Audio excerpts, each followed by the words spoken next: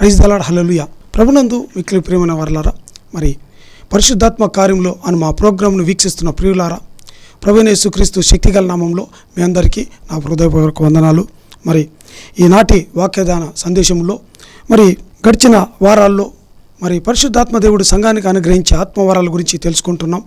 అందులో దాదాపుగా 14 ఆత్మవరాల గురించి తెలుసుకున్నాం. అయితే ఈ దినము మరి 15వ వరంగా మరి పంచి ఇచ్చుట అనే వరం గురించి మనం ఈ దినం తెలుసుకోబోతున్నాం. చూడండి, పరిశుద్ధాత్మ దేవుడు సంఘానికి అనుగ్రహించే శ్రేష్టమైన వరాల్లో మరొక శ్రేష్టమైన వరం పంచటం. చూడండి, ఈ వరం పైకి మరి కనిపించకపోయినా మరి లోపల మరి అంతరంగంగా మరి రహస్యంగా పని జరిగించేదిగా, మరి అలాగే శుద్ధ మనసుతో పని చేసేదిగా ఈ వరాన్ని మనం చూడగలం. హల్లెలూయా. మరి ప్రాముఖ్యంగా ఈ వరం గురించి మనం ఒక 4-5 విషయాలు తెలుసుకుందాం. పంచిపెట్టడం అంటే ఏంటి? రెండవదిగా, ఈ పంచిపెట్టడం అనేది ఆత్మవరమా? మూడవదిగా చూస్తే ఈ వరం వల్ల సంఘానికి కలిగే మేలులేంటి? నాలుగవదిగా, మరి ఈ వరాన్ని ఎవరెవరు కలిగి ఉంటున్నారు పాత నిబంధనలో, కొత్త నిబంధనలు? ఐదవదిగా, ఒక వరం అంటే ఈ వరం కలిగిన వ్యక్తికి కలిగే మేలులు, దీవెనలు ఎలా ఉంటాయి అనే విషయాలు ఈ దినం మనం ఈ ప్రసంగంలో తెలుసుకుందాం. మొదట చిన్న ప్రార్థన చేసుకొని ఈ దేవుని వాక్య భాగాన్ని ధ్యానిస్తాం. స్తోత్రం, స్తోత్రం, స్తోత్రం. పరిశుద్ధ ప్రభువా మీకు స్తోత్రం. తండ్రి, రాజులకు రాజా మీకు స్తోత్రం. నాయన, మహోన్నతుడా, మహిమాన్వితుడా, మహాగణుడా మీకు స్తోత్రం. తండ్రి, నితుడా స్తోత్రం. నాయన, ఈ దినం ప్రభువా పరిశుద్ధాత్మ దేవుడు అనుగ్రహించే సంఘానికి అనుగ్రహించే ఆత్మవరాల్లో 15వ వరంగా నాయన అయ్యా పంచిపెట్టుట అనే వరం గురించి మేము తెలుసుకుంటుండగా నాయన తండ్రి, మీకు ఇష్టమైతే ఆ వరంతో మమ్మల్ని నింపండి నాయన. ఆ వరంతో మమ్మల్ని అలంకరించి నాయన అయ్యా సంఘంలో మమ్మల్ని వాడుకోనండి నాయన. అవును తండ్రి, అయ్యా ఈ వరం ఎవరికైతే నిజంగా ఈ వరం లేదో ప్రభువా ఈ వరంతో నింపండి నాయన. ఈ వరం అనుగ్రహించండి నాయన. అనేక సంఘాల్లో ప్రభువా తండ్రి ఈ వరంతో అయ్యా అనేకుల్ని అలంకరించండి ప్రభువా. ఈ వరంని ప్రభువా అనేకుల్ని అనుగ్రహించండి నాయన. తండ్రి స్తోత్రం ప్రభువా. ఈ వరంతో నాయన నింపబడి నాయన ఇదిగో తండ్రి వాడబడి నాయన ఈ వరం వల్ల కలిగే మేలులు ప్రతి వారు పొందుకోవాలని ప్రభా ఇదిగో తండ్రి, ఇదిగో నాయన స్తోత్రం. వాక్యాన్ని బోధిస్తుండగా నాయన ఇదిగో తండ్రి నన్ను మీ సిలువ చాటును మరుగుపరిచి నాయన బోధించేదిగా నేను ఉండకుండా ప్రభా అయ్యా మీరే అయ్యా ఉండాలని కోరుకుంటూ యేసుక్రీస్తు శక్తిగల నామంలో అడిగి వేడుకుంటూ ప్రార్థిస్తున్నాం పరమ తండ్రి. ఆమేన్. హల్లెలూయా. ప్రియులారా, మరి రోమీయులకు రాసిన పత్రిక 12వ అధ్యాయం 8వ వచనంలో మనం చూసినట్లయితే, బోధించువాడైతే బోధించుటలోను, హెచ్చరించువాడైతే హెచ్చరించుటలోను పని కలిగి ఉందము. పంచిపెట్టువాడు శుద్ధ మనసుతోనూ, పై విచారణ చేయువాడు జాగ్రత్తతోనూ, కరుణించువాడు సంతోషముతో పని జరిగించవలెను. హల్లెలూయా. చూడండి, అనేక వరాల నుంచి మనం తెలుసుకుంటున్నాం. పరిశుద్ధాత్మ దేవుడు సంఘానికి ఇచ్చే అనేకమైన ఎన్నో రకాల వరాల్లో మరి శ్రేష్టమైన ఒక వరం, ఒక ఉన్నతమైన వరం. హల్లెలూయా. చూడండి, ఈ పంచిపెట్టుట అనే ఈ వరం అంటే దాదాపుగా 14 వరాల గురించి తెలుసుకున్నాం. 15వ వరంలో మనం అడుగుపెట్టున్నాం. ఈ వరం ద్వారా మనం అనేక విషయాలు తెలుసుకోబోతున్నాం. చూడండి, ఈ పంచిపెట్టుట అనే రోమీయులకు రాసిన పత్రిక 12వ అధ్యాయము 6వ వచనం నుంచి 8వ వచనం వరకు మరి 7 రకాల ఆత్మవరాల గురించి వారికి పరిచయం చేస్తున్నాడు. చూడండి, ఇక్కడ రోమన్ సామ్రాజ్యానికి రోమా పట్టణముగా ఉంటుంది. ఇది ఒక ప్రాముఖ్యమైన సంఘముగా మనం చూడగలం. ఈ రోమా సంఘంలో ఒక ఏంటంటే డైవర్సిటీ ఉంటుంది, ఒక ప్రాముఖ్యత ఉంది ఈ రోమా సంఘంలో. ఏంటంటే ఈ రోమా సంఘంలో అనేక మంది యూదులు ఉన్నప్పటికీ వారితో సమానంగానే అవిశ్వాసులు మరి ఈ సంఘంలో ఉన్నట్టుగా మనం చూస్తున్నాం. అంత మాత్రమే కాదండి, ఈ రోమా సంఘంలో మరి ధనవంతులతో కంటే కూడా మరి పేదలు, నిరుపేదలు ఈ సంఘంలో ఉంటున్నట్టుగా, అంటే ఒక మిక్స్డ్ కమ్యూనిటీగా ఉంటున్నట్టుగా మనం చూస్తున్నాం. యూదులు ఉంటున్నారు, మరి అవిశ్వాసులు ఉంటున్నారు, ధనవంతులు ఉంటున్నారు, పేదలు ఉంటున్నారు. కనుక ఇలాంటి మరి మిక్స్డ్ స్వభావం ఉన్నటువంటి ప్రజలు ఉన్నటువంటి ఈ సమాజంలో ఈ రోమా సంఘానికి అపొస్తలుడైన పౌలు అనేక వరాల గురించి, ఎన్నో వరాలు ఉన్నప్పటికీ ఇక్కడ 7 వరాల గురించి చెబుతూ ప్రత్యేకంగా పంచిపెట్టనే వరాన్ని ఈ సంఘానికి రోమా సంఘానికి పరిచయం చేస్తున్నట్టుగా మనం చూడడం కారణం ఇదే. పంచిపెట్టుట అనే ఈ ఆత్మవరము చాలా ప్రాముఖ్యమైనదిగా. కేవలం ఏమనుకుంటారంటే పంచిపెట్టడం అనే వరం అనేది కేవలం ధనవంతులకు మాత్రమే ఆపాదించబడుతుంది అనుకుంటారు. నో, ఇది ధనవంతులకే కాదు, పేదలు, బీదవాళ్ళు కూడా. చూడండి, ఇది వరం అని చెప్తున్నాం. ఈ వరము ఎవరిని ఆకర్షిస్తే దేవుడు ఎవరిని ఈ వరంతో అలంకరిస్తే వారందరూ కూడా పంచిపెట్టడం ప్రారంభిస్తారు. హల్లెలూయా. ఇది చూడండి, పంచిపెట్టుట అంటే గివింగ్ అనేది ఇది ఒక ఆత్మ సంబంధమైన వరంగా, దైవ సంబంధమైన సేవగా మనం చూడగలం. హల్లెలూయా. చూడండి, మొదట పంచిపెట్టుట అనే వరం అంటే దాని అర్థం గురించి తెలుసుకుందాం. చూడండి, ఇంగ్లీష్లో చూస్తే పంచిపెట్టుట అంటే గివింగ్ అని, షేరింగ్ అని, అలాగే కాంట్రిబ్యూషన్ అని కొన్ని సినానిమ్సే ఉంటున్నాయి. కానీ తెలుగులో చూస్తే మరి పంచిపెట్టడానికి విస్తారంగా మరి సమాన అర్థాలు, నానా అర్థాలు, వేరే వేరే అర్థాలు ఉన్నప్పటికీ అన్నీ కూడా పంచిపెట్టడం గురించి మరి తెలియజేస్తున్నట్టుగా మనం చూస్తున్నాం. చూడండి, సాధారణంగా పంచిపెట్టడం అంటే ఇవ్వడము. హల్లెలూయా. హల్లెలూయా అంటే ఇతరులు అవసరాలు ఉన్నప్పుడు వారికి తోడ్పడడం అని అర్థం. ఇంకా చెప్పాలంటే ఆతిథ్యము చేయడం లాంటిది. ఇంకా దాతృత్వము, పంచిపెట్టడం అంటే ఒక దాతృత్వం అనే గుణం. ఇంకా ఏంటంటే దాన ధర్మం చేయుట, విరాళం ఇచ్చుట, ఇంకా ఔదార్యాన్ని ప్రదర్శించుట. హల్లెలూయా. ఇంకా చెప్పాలంటే ఈ పంచిపెట్టడం అనేది ఒక దయాదృష్టి. హల్లెలూయా. ఇంకా ఒక ఔదార్యం లాంటిది. ఇంకా ఏంటంటే ఇతరులకు లేని వారికి సమృద్ధిగా ఇచ్చేటువంటి మనస్సు కలిగినదిగా మనం చూడగలం. హల్లెలూయా. చూడండి, పంచటం అంటే కేవలం ఇవ్వటం లాంటిదే కాదండి. అంత మాత్రమే కాదు. చూడండి, ఇవ్వటం కాదు, ఉదారంగా ఇవ్వడం, విస్తారంగా ఇవ్వడము. హల్లెలూయా. చూడండి, మనపూర్వకంగా ఇవ్వడము. ఇచ్చేటప్పుడు ఏంటంట ప్రతిఫలం ఆశించకుండా ఉచితంగా ఇవ్వడముగా మనం చూడగలం. హల్లెలూయా. ఇంకేంటంటే సమృద్ధిగా ఇచ్చే స్వభావాన్ని మనం చూడగలం. చూడండి, ఈ విధంగా ఏంటంటే ఇంకా చెప్పాలంటే ప్రాముఖ్యం, గుర్తింపు కోరకుండా ఉచితంగా ఇచ్చే గా మనం చూడగలం. హల్లెలూయా. చూడండి, ప్రాముఖ్యంగా ఎన్ని అర్థాలు దాగి ఉన్నాయో పంచటం అంటే. అయితే చూడండి, ఈ దేవుని వాక్యములో మరి పంచటం గురించి ఎన్నో వాక్యాలు మరి పంచమని రకరకాలుగా చెబుతున్నాయి. ఎన్నో వాక్యాలు పంచటం అనే ఈ వరాన్ని గురించి నొక్కి వక్కానిస్తున్నట్టుగా మనం చూస్తూ ఉన్నాం. రకరకాలుగా మరి వేరే వేరే అర్థాలు చెప్తున్నప్పటికీ పంచమనే చెప్తున్నాయి. ఉదాహరణకి కొన్ని వాక్యాలు మనం చూసినట్లయితే మరి 2 కొరింథీ 9:6 7 మనం చూసినట్లయితే సనుగు కొనకయు మరి ఏంటంటే బలవంతంగా కాకయు ప్రతి వాడు తన హృదయంలో నిశ్చయించుకున్న ప్రకారం ఇయ్యవలెనని రాయబడింది. హల్లెలూయా. అంటే ఇక్కడ ఇవ్వటం గురించి ఈ వాక్యం చెప్తున్నట్టు మనం చూస్తున్నాం. చూడండి, మరొక వాక్యంలో చూస్తే మళ్ళీ 2 కొరింథీ 8:12 చూస్తే ఒకడు సిద్ధ మనసు కలిగి ఉంటే శక్తికి మించి కాదు కానీ ఏంటంటే కలిమి కొలది ఇచ్చినది ప్రీతికరం అవును. అంటే దేవునికి ఒక వ్యక్తి పంచడం ద్వారా ఈ గుణం కలిగి ఉండడం వల్ల అది దేవునికి ఇష్టమైనదిగా అక్కడ చెప్తున్నట్టుగా మనం చూస్తాం. అలాగే అపొస్తలుల కార్యములు 20:35 చూస్తే పుచ్చుకున్నట్టు కంటే పుచ్చుకున్నట్టు కంటే ఇచ్చుట ధన్యత. హల్లెలూయా. ధన్యమైనది అంటే పంచడం అనేది ఒక ధన్యమైన వాటిల్లో ఇది ఒకటి. వాటి సరసన ధన్యములైన వాటిల్లో సరసన ఇది నిలబడుతుందని ఈ వాక్యం చెబుతున్నట్టుగా మనం చూస్తున్నాం. హల్లెలూయా.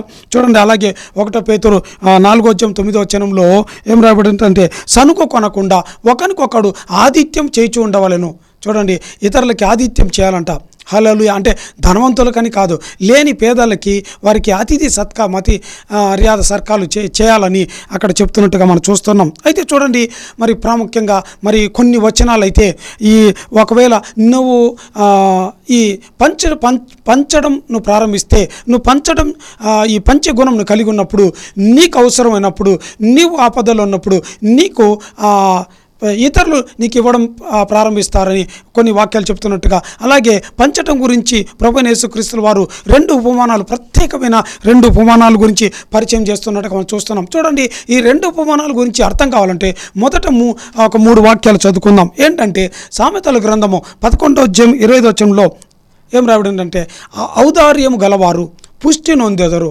అంటే పుష్టి నొందడం అంటే వారు బలవంతులుగా ఉంటారు, శక్తి నొంది ఉంటారు, వారికి ఏ కొరత ఉండదు, ఏ శారీరక బలహీనత ఉండదు. ఏంటంటే ఔదార్యం అంటే ఇలా పంచేవారు ఎల్లప్పుడూ బలము కలిగి ఉంటారు. హల్లెలూయా అని చెబుతూనే మరి అదే వచనంలో నీళ్లు పోయబడు వారికి నీళ్లు పోయబడును. అంటే నువ్వు ఇతరులకు పంచడం వల్ల ఈ దినం నువ్వు ఇతరులకి పంచేవాడిగా, అంటే నీ చెయ్యి ఇతరుల మీదకి చాపుతున్నప్పుడు, నీకు అవసరమైనప్పుడు, నువ్వు ఇబ్బందులు ఉన్నప్పుడు ఎక్కడేందంటే నీ కొరకు దేవుడు తన హస్తాన్ని చాపుతాడని ఇక్కడ ఇండైరెక్ట్గా రాయబడినట్టుగా మనం చూస్తూ ఉన్నాం. అలాగే సామెతల గ్రంథము 22:9 చూస్తే దయాదృష్టి గలవాడు. బా ఎంత మంచివాడు, దయాదృష్టి గలవాడు. ఏంటంటే తన ఆహారంలో కొంత దరిద్రులకి ఇచ్చును, అట్టి వాడు దీవెన ఉందనమాట. అంటే తన ఆహారంలో నువ్వు మరి ఆహారం లేని వారికి నువ్వు పంచేటప్పుడు నువ్వు తప్పకుండా దీవెన పొందుకుంటావు. కానీ ఇచ్చిన వెంటనే దీవెన కాదు, కానీ ఒక తగిన కాలంలో మరి అత్యవసరమైన కాలంలో ఆయా కాలంలో నువ్వు దీవెన పొందుతావు, దీవించబడతావు, నువ్వు కూడా అలాగే ఆదరించబడతావు అని ఆ వాక్యం అర్థంగా ఉంది. చూడండి, ఇంకా ప్రాముఖ్యంగా విశేషంగా మరొక వాక్యం చూడండి. ప్రసంగి 11:1 మహాజ్ఞాని అయిన సొలొమోను ఈ విధంగా చెప్తా ఉన్నాడు, నీ ఆహారము నీళ్ళ మీద వేయము, చాలా దినములైన తర్వాత అది నీకు కనపడను. చూడండి, చాలా మర్మంగా చెప్తున్నాడు, చాలా మంచి వాక్యంగా మనం చూడగలం. చూడండి, ఇందులో చాలా అలంకారప్రాయంగా మర్మానంగా చెప్తున్నట్టుకునండి. దీని గురించి ఎన్ని ప్రసంగాలు చెప్పినా సరిపోవు. హల్లెలూయా. చూడండి, నీ ఆహారము ఇక్కడ అలంకారప్రాయంగా రేపుతుంది, నీ ఆహారం నీళ్ళ మీద వేయము. చూడండి, మనం తినే ఆహారం నీళ్ళ మీద వేసేదండి చెడిపోతుంది, పాడైపోతుంది, వ్యర్థమైపోతుంది. కానీ ఇక్కడ నీళ్ళు అనే మాటకు అర్థం ఏంటంటే నీళ్ళు అంటే నీళ్లు కాదండి, ఇక్కడ జనములకు, ఎవరైతే ఇన్నీడి పర్సన్స్, ఎవరైతే ఆకలి దప్పులతో అల్లాడిపోతుంటారో, ఎవరైతే మరి ఆహారం లేక మరి దరిద్రులుగా ఉంటున్నారో, పేదలుగా ఉంటున్నారో, అలాంటి వారికి నీ ఆహారం పంచినప్పుడు, ఈ పని చేసినప్పుడు, నువ్వు ఇతరులకి ఇచ్చినప్పుడు, ఆదరించినప్పుడు, చాలా దినములైన తర్వాత నువ్వు ఇలా పంచావు కదా, నీకు అది ప్రతిఫలం కనబడుతుందని అక్కడ మనం చూడండి. ఈ 3 వాక్యాలు చదువుకుందాం. ఈ 3 వాక్యాలను బట్టి ప్రభువైన యేసుక్రీస్తు వారు చెప్పే 2 ఉపమానాలు ఈ దినం తెలుసుకుందాం. చూడండి, ఈ పనులు చేసినందువల్ల అనేకులు, ఇలాంటి పనులు చేసిన వారందరూ అనేకమైన వారు ఇవ్వడం వల్ల వారికి అవసరమైనప్పుడు వారికి పొందుకున్నట్టుగా మనం చూస్తున్నాం. కానీ ఇక్కడ ఏంటంటే ప్రభువైన యేసుక్రీస్తు వారు 2 ఉపమానాలు చెప్తున్నారు. ఏంటంటే వీరు ఈ వాక్యాలు తెలిసి కూడా ఇవ్వనందువల్ల వారు ఎంత నష్టాన్ని మరి చవిచూస్తున్నారో, ఎంతగా నష్టపోతున్నారో ప్రభువైన యేసుక్రీస్తు వారు తను వెంబడించే తన శిష్యులతోనూ, ప్రజలతోనూ, శాస్త్రులు, సద్దుకేయులతోనూ, యూదులతోనూ, అందరితోనూ చెప్తున్నట్టుగా మనం చూస్తున్నాం. చూడండి, లూకా రాసిన సువార్త 16వ అధ్యాయం 19వ నుంచి 31వ వరకు మనం ఈ కథ అంతా మనం చూసినట్లయితే ఇక్కడ ప్రభువైన యేసుక్రీస్తు వారు మరి 2 వ్యక్తుల గురించి మరి చెప్తున్నట్టుగా చూస్తున్నాం. చూడండి, దాదాపుగా 42 పారబుల్స్ చెప్పి ఉన్నారు. అందులో చూడండి, ఏ ఉపమానంలో ఏ వ్యక్తుల పేరు ఎక్కడ చెప్పలేదు. కానీ ఈ ఉపమానంలో మరి దరిద్రుడైన వ్యక్తికి లాజరు అనే పేరును మరి చెప్తున్నట్టుగా మనం చూస్తూ ఉన్నాం. చూడండి, ఇక్కడ 2 వ్యక్తులను గురించి ప్రభువైన యేసుక్రీస్తు వారు చెప్తున్నాడు. ఒకడు ఒక ధనవంతుడే అయిన ఒక వ్యక్తిని చూడగలం, రెండవది దరిద్రుడైన ఒక వ్యక్తి లాజరు అనే వ్యక్తిని చూడగలం. హల్లెలూయా. చూడండి, ధనవంతుడు 21 చూస్తే, ఈ ధనవంతుడు మరి ఎంతో ఉదారంగా బట్టలు ధరించుకొని మరి ఎంతో మరి శ్రేష్టమైన ఆహారం సమృద్ధిగా ఉంటూ ఎంతో సుఖంగా బ్రతుకుచుండేవాడు. మరి అతని ఇంట మరి కురుపులతో 21 చూస్తే, లాజరు ఒక దరిద్రుడు నిండెను, వాడు కురుపులతోనూ నిండిన వాడై ధనవంతుని ఇంట వాకిట పడి ఉండి అతని బల్ల మీద నుండి పడు రొట్టె ముక్కలతో ఆకలి తీర్చుకొనగోరెను. అంతేకాక కుక్కలు వచ్చి వాని కురుపులు నాకెను. హల్లెలూయా. చూడండి, ఎంత దరిద్రమైన పరిస్థితుల్లో, ఎంత దీనమైన పరిస్థితుల్లో వ్యాధులతో ఉంటున్నాడు. అతన్ని ఆదరించి వారు ఎవరు లేరు. ధనవంతుని వాకిట అంటే వాళ్ళ ఇంటి గుమ్మం బయట ఉండడండి, ఎంతో దూరంలో అతని కనిపించే దూరంలో ఉండవచ్చు. హల్లెలూయా. ఇంకోటి ఏంటంటే చూడండి, బాగా గమనించండి, ఏమంట, అతని బల్ల మీద నుండి పడు రొట్టెలతో ముక్కలతో ఆకలి తీర్చుకుంటున్నాడంటే వాళ్ళ ఇంటిలో ఉన్నాడని కాదండి. హల్లెలూయా. దరిద్రుడు చూడండి, బాగా గమనించండి, ఆయనకు కురుపులు ఉంటే, కురుపులు వచ్చి మరి కుక్కలు నాకుతా ఉంటే ఎంత అసహ్యమైన స్థితిలో ఆ వ్యక్తి ఉంటున్నాడండి. ఆ వ్యక్తి ధనవంతుని ఇంట లేడు. ఇంకా ఇక్కడ వాక్యంలో అతని బల్ల మీద ఉండి పడు రొట్టె ముక్కలు తింటుంటే అతను తినే భోజనం దగ్గర, బల్ల దగ్గర అక్కడ కింద కూర్చొని ఉన్నాడో పడి ఉన్నాడో అని అంటే అర్థం కాదు, అది కాదండి. కింద పడివేయబడిన ఈ ధనవంతులు వాటిని బయట పారేస్తున్నారు కదండి, చెత్తకుప్పల్లో. అక్కడికి వెళ్ళి ఆ వ్యక్తి ఆ చెత్తకుప్పలో పడిపోయిన, అంటే అక్కడ ధనవంతుని ఇంట్లోంచి ఆ బల్ల మించి కింద పడిన ఆహారాన్ని వాళ్ళు చెత్తకుప్పలు పడేసినప్పుడు ఆహారాన్ని తినేవాడుగా ఉంటున్నాడు. ఇదంతా ధనవంతుడు చూస్తూ ఉన్నాడు. హల్లెలూయా. ప్రతిదినం అతను చూస్తూనే ఉన్నాడు. బట్టలేని స్థితిని, ఆహార కుక్కలు నాకే స్థితి అంతా చూస్తూనే ఇతను తన బల్ల మీద సమృద్ధిగా ఆహారాన్ని తింటూనే ఉంటున్నాడు. ఏ దినము జ్ఞాపకం చేసుకోలేదు. అయితే 2 చనిపోయినప్పుడు చూడండి, మొదట దరిద్రుడు చనిపోయినప్పుడు అతడు దేవదూతల చేత మరి అబ్రహాము రొమ్మునకు కొనిపోబడెను. మరి ఈ ధనవంతుడైతే చనిపోయి సమాధుల్లో పాతిపెట్టబడి నరకంలో నెట్టివేయబడినట్టుగా మనం చూస్తూ ఉన్నాం. అక్కడ మరి ఈ ధనవంతుడు అబ్రహామును అడుగుతున్నాడు, అబ్రహామా, తండ్రివైన అబ్రహామా, 24 వచనంలో, తండ్రి అయిన అబ్రహామా, నా యందు కనికరపడి తన వేలి కొనను నీళ్ళలో ముంచి నా నాలుకను చల్లార్చుటకు లాజరును పంపుమో. ఎందుకు పంపాలా? లాజరుకి ఏనాడైనా అప్పుడు అబ్రహాం అంటున్నాడు, లాజరుకి ఏనాడైనా నువ్వు ఆహారం ఇచ్చావా, వస్త్రాలు ఇచ్చావా?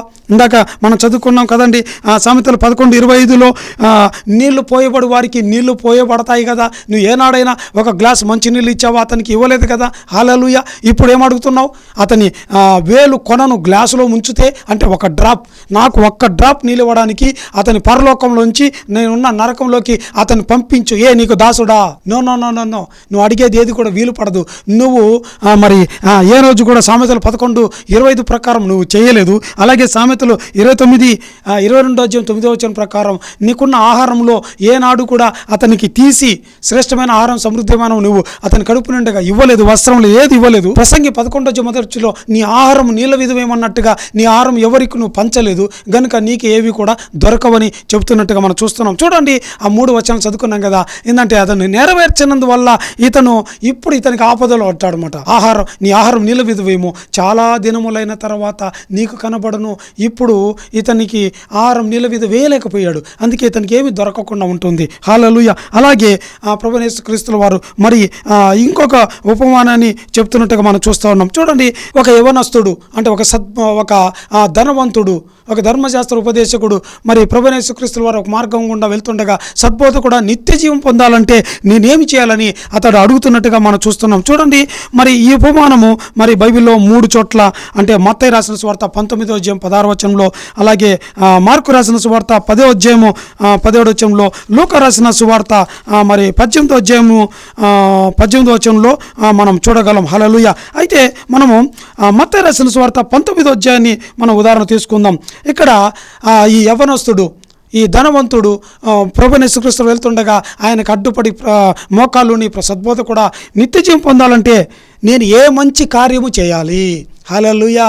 చూడండి, అక్కడ అంటున్నాడు, ఒక మంచి కార్యం చేస్తే నిత్య జీవం పొందుతా అని నిజంగా రైట్ పర్సన్ని అడుగుతున్నాడు. హల్లెలూయా. ప్రభువైన యేసుక్రీస్తుల వారిని అతను ఏంటంటే నిత్య జీవం ఇచ్చే వ్యక్తిని అడుగుతా ఉన్నాడు. నేను నిత్య జీవం పొందాలంటే ఏ మంచి కార్యం చేయాలని. అక్కడ ప్రభువైన యేసుక్రీస్తుల వారు అతను చూచి 21 వచనంలో చూస్తే, మత్తయి 19:21 ఇదిగో నీవు పరిపూర్ణుడగుటకు కోరిన ఎడలా, అంటే అప్పటి వరకు అపరిపూర్ణుడే కదండి, అతనికి నిత్య జీవం దొరకదని అతనికి డౌట్ ఉన్నట్టే కదండి. అయితే ఇక్కడ అంటున్నాడు, పోయి నీ ఆస్తిని అమ్మి బీదలకిమ్ము, అప్పుడు పరలోకమందు నీకు ధనము కలుగును. హల్లెలూయా. నిత్యజీవం కలుగుతుందని చెప్తున్నాడు. కానీ ఈ వ్యక్తి మిగుల ధనవంతుడు, మిగుల ఆస్తి ఉన్నందువల్ల ముఖం చిన్నబుచ్చుకొని ప్రభువైన యేసుక్రీస్తు వారు చెప్పిన మాటకు వ్యసనపడి ఏంటంటే దుఃఖపడుచు వెనుదిరిగిపోయినట్టుగా చూస్తూ ఉన్నాం. చూడండి, ఈ వ్యక్తి ఇలాగా తన ఆస్తిని పంచడానికి ఏంటంటే సిగ్గుపడుతున్నాడు, బాధపడుతున్నాడు, వ్యసన పడుతున్నాడు. హల్లెలూయా. అంటే సమృద్ధిగా ఉంది, అంటే పేదవాడు కాదు, సమృద్ధిగా ఉంది. తన సమృద్ధిలో ఇతరులకి ఇవ్వలేని మనస్సు గుణం కలిగి ఉంటున్నాడు. ఇలాంటి వాడు పరలోకానికి చేరలేరు. హల్లెలూయా. హల్లెలూయా. ప్రకటన గ్రంథము 21 పిరికి వారును అసహ్యులు, దేవుని దృష్టిలో వీరు అసహ్యులే, దేవునికి ఇలాంటి వారు అసహ్యులే. సరే, కొన్ని మరి అర్థాలు తెలుసుకుందాం. ఇలాగా ఏంటంటే పంచిపెట్టుట అనేది ఆత్మవరమా అనే విషయం గురించి తెలుసుకుందాం. చూడండి, నిజంగా చెప్పాలంటే పంచిపెట్టడం అనేది ఆత్మవరమా అంటే అవును, ఆత్మవరమే.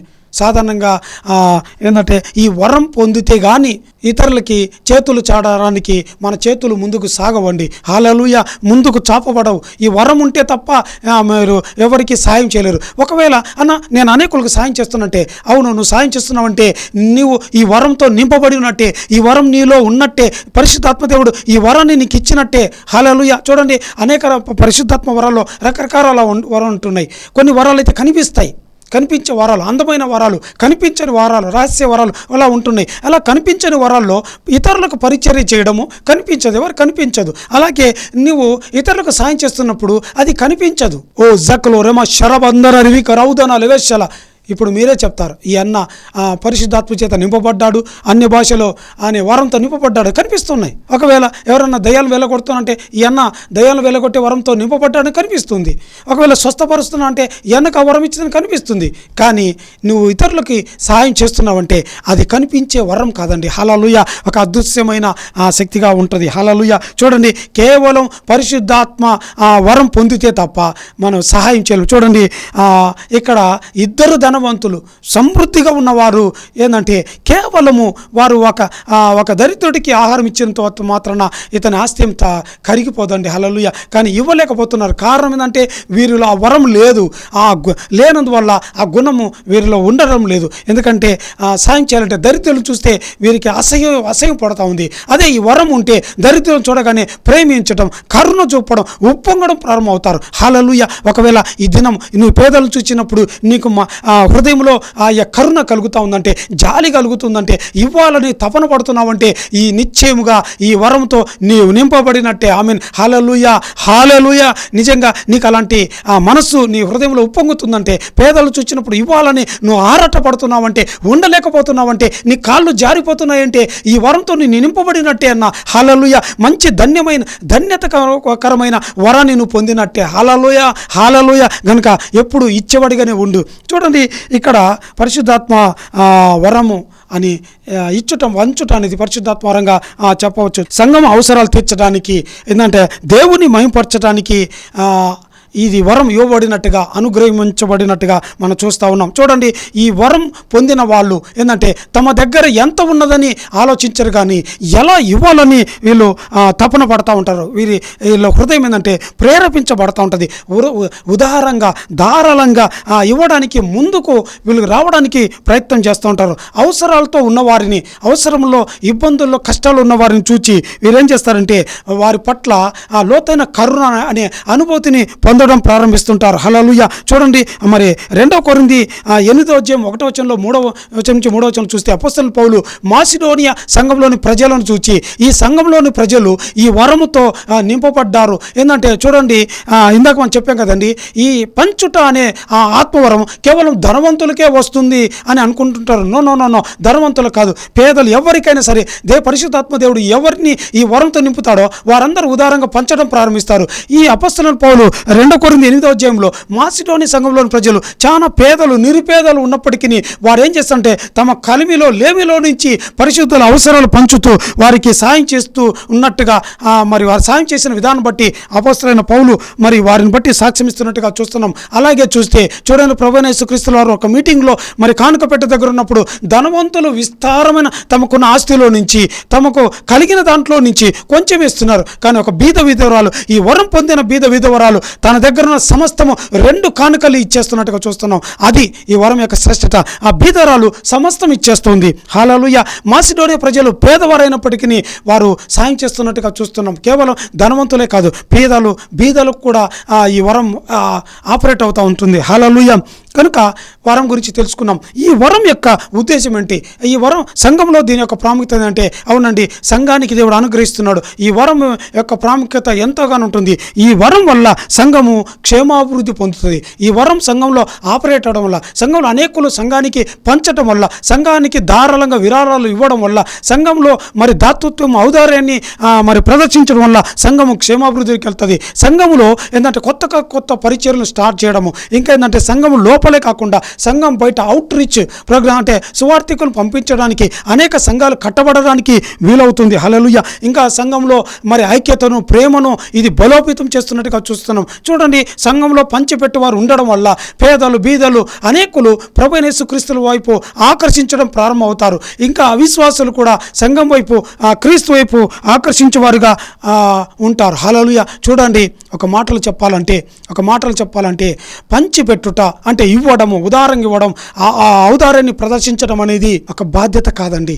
ఇది ఒక పని కాదు, ఒక చర్య కానే కాదండి. హల్లెలూయా. అదేంటన్నా ఇవ్వడం ఇది ఒక మంచి సత్కారం కాదంటే, సత్కారం కంటే విలువైనదే ఏంటంటే నువ్వు ఇతరులకు పంచుతున్నావంటే, ఇతరులకి ఉదారంగా ప్రతిఫలం ఆశించకుండా ఆపదలో ఉన్న వారికి నువ్వు ఇస్తున్నావంటే అది ఎలాంటిదంటే దేవునికి ఆరాధన చేయుటతో సమానం. హల్లెలూయా.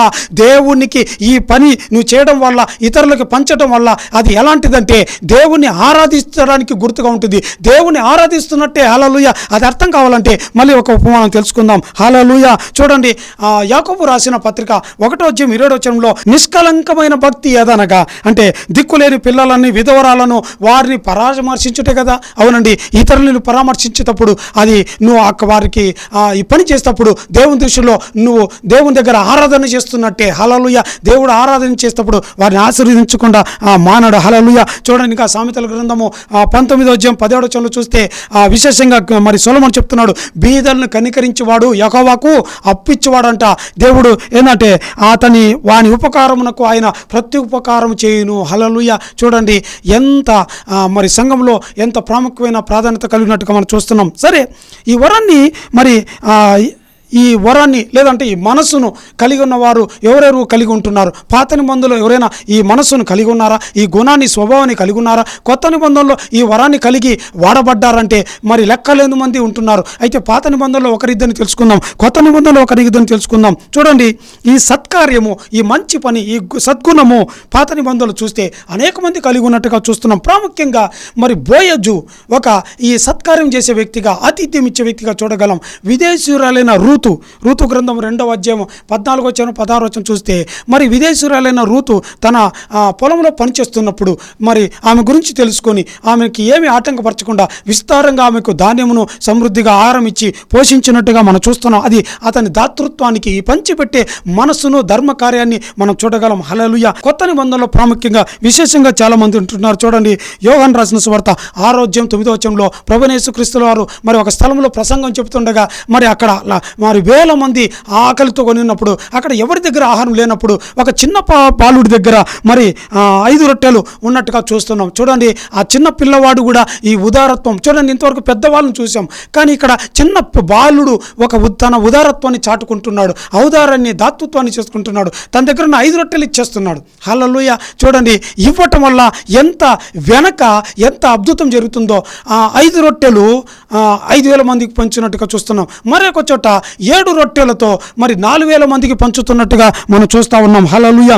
అలాగే ఇంకొక ఉదాహరణ చూసినట్లయితే లూకా రాసిన సువార్త 10వ అధ్యాయము 33వ వచనం నుంచి 37వ వచనం చూస్తే ఇక్కడ ఒక మంచి సమరయుడు గురించి ఒక ధర్మశాస్త్రోపదేశకుడికి, ప్రభువా, నిత్యజీవం పొందాలంటే నేనేం చేయాలంటే ఈ పని చేయంటున్నాడు, ఈ సత్కారం చేయి, ఈ మంచి పంచి పెట్టడం నేర్చుకుంటున్నాడు. చూడండి, ఒక మార్గం గుండా యెరూషలేము నుంచి యెరికోకు వెళుతున్నప్పుడు ఒక యూదుడు మార్గం గుండా వెళ్ళేటప్పుడు అతను దొంగలు కొట్టి అతను దోచుకొని గాయాలతో పడేసినప్పుడు ఆ మార్గం గుండా యాజకుడు వెళ్తున్నాడండి, యూదుడే వెళ్తున్నాడు. సాటి యూదుడు మరి గాయాలతో పడి ఉన్నప్పుడు ఈ వెళ్ళేది యాజకుడు అండి. దేవుని మందిరానికి వెళ్తున్నాడు. దేవుని మందిరానికి వెళ్ళి ఆహా నా ధన్యత, ఓహో నా భాగ్యము, ఏమని వివరింతునో అని పాట పాడుకుంటూ దేవుని మందిరానికి వెళ్తున్నాడు. హల్లెలూయా. దేవుడు అతని పాటను, అతని ఆరాధన లక్ష్య పెడతాడా? అతని తర్వాత లేవీడు వెళ్తున్నాడు. లేవీడు అంటే ఎవరండి?